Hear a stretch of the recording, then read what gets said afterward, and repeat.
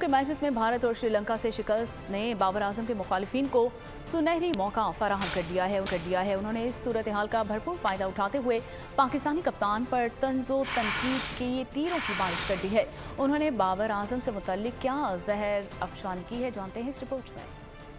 Asia cup जीतने का ख्वाब टूटा तो जज्बाती फैंस पाकिस्तान टीम पर टूट पड़े। ये भी ना सोचा कि अपने बेहतरीन खिलाड़ियों से महरूम ग्रीन शर्ट्स ने किस तरह आखिरी बॉल तक जीत के लिए सर धड़ की बाजी लगाई। एक ट्विटर सारिफ ने बाबर आजम से फौरी तौर पर मुस्ताफी होने का मुतालबा कर दिया। बाबर के एक मुखालिफ ने कुछ ना कहते हुए भी अपना जहर निकाल दिया। एक खातून फैन ने बाबर आजम पर फप्ती कसकर अपने ज़री ख्यालात का इजहार किया। एक ट्विटर में बाबर आजम का मुज़हका उड़ाते हुए जिम्बाब्वे से मुकाबलों की ख्वाहिश जाहिर की गई।